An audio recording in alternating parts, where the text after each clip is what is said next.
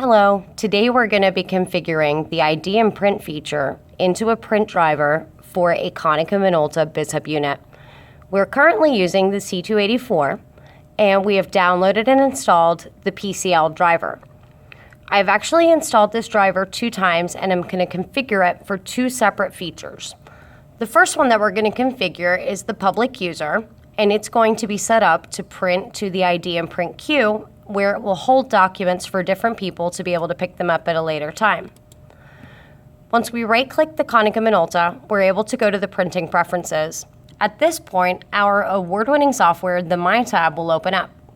The My tab will allow a user to pick all their favorite features from the different tabs across and put them into this general area.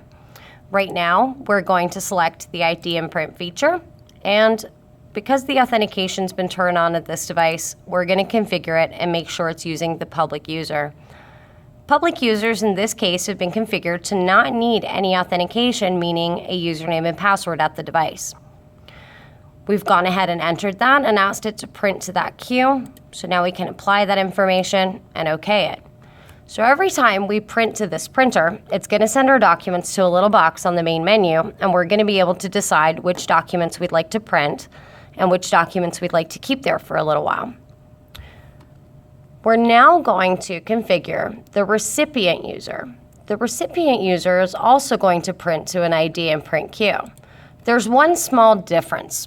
Once we've selected the feature and we've added our personal username and password, it will allow us to verify that information, and then once we send our documents to the printer and we log in, it's just going to automatically print our documents out without any intervention needed.